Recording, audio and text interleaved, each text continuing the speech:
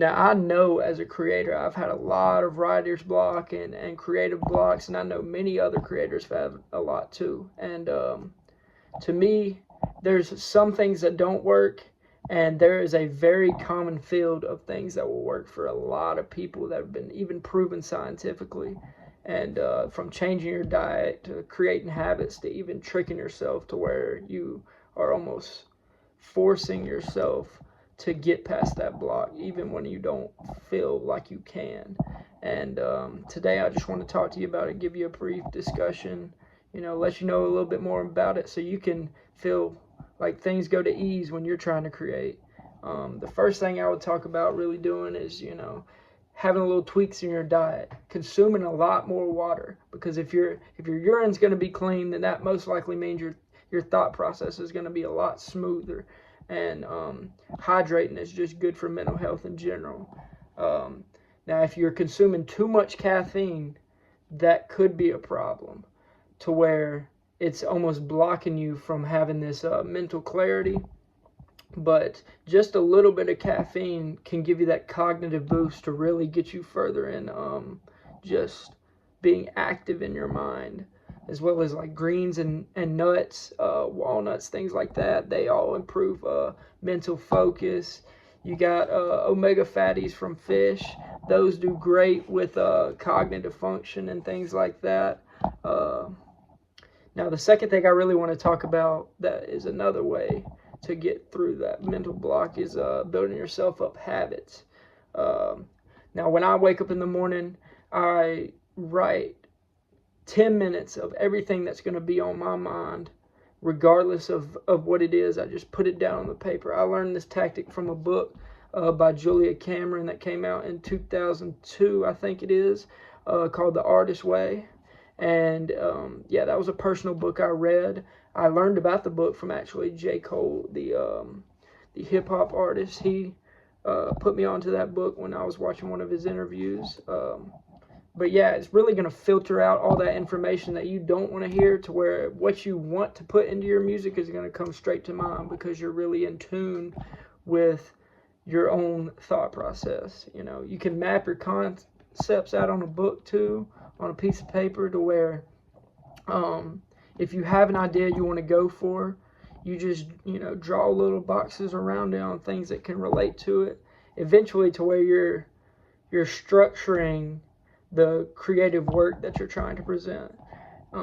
As well as taking breaks, that is almost key, because when you overwork yourself, it almost is the block itself, when you're trying to do so much at one time to where you feel like you can't do anything. So taking breaks really gives you that sense of relief, to where you're not feeling like you got to get it done all at once. Physical activity, that's a confidence booster. It also is good for your mental health. It is scientifically proven that depressed mind states and things like that can be changed just from putting in the work at the gym. That's definitely something that helps more than just for creative block. It's mental health in general. Doing a lot of meditation, that really has helped me out, as well as a lot of the articles I've been looking into have said to really just cut on some binaural beats, or listen to a certain frequency, and just clear your mind of any thoughts. Even though you want to put those thoughts onto a paper or something, just clear your mind, and eventually you'll get this sense of feeling like you're presenting your ideas and thoughts rather than having to grab them. That seems like the real big change of events that goes on after you get some meditation in. And you can also trick your mind, like I was saying earlier. First thing, big thing, limit your distractions. Like when I'm trying to present this, if I had a TV going on in the back, nobody could really get the message I'm trying to get across, because I'm hearing something in the background, or I'm in a public place with a bunch of people walking and coming and talking to me, or anything like that. Changing your locations can even be a big fit, to where if you're writing something in the same place, eventually your body's going to be so used to writing in the same place that it's not going to have any feeling for, writing anything but the same thing over and over again. A new location, when Stephen Copland in the Restoration Benefits of Nature, he wrote, natural environments turn out to be particularly rich in the characteristics or necessities for the restoration process. He's really trying to get the point across that being in the correct environment is important for rejuvenation in your work. And, sometimes even just writing in the place that makes you feel most comfortable can get you there. Putting yourself a reward system to where you say, I'm not gonna quit trying until I get this thing done. So if I get this thing done, I can get a reward from it. I'm gonna reward myself for that.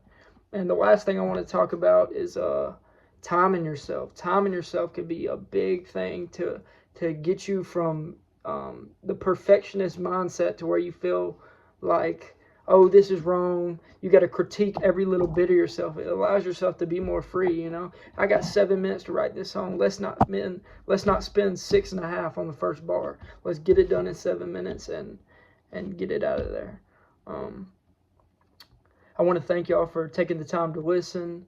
I really enjoyed looking up on this information. It is something that is really held to me specifically and things I wanted to learn for myself. So when I figured out that these tricks worked, it was like I was all in. So, I just want to thank y'all for taking the time to be more creative in yourself. Thank you.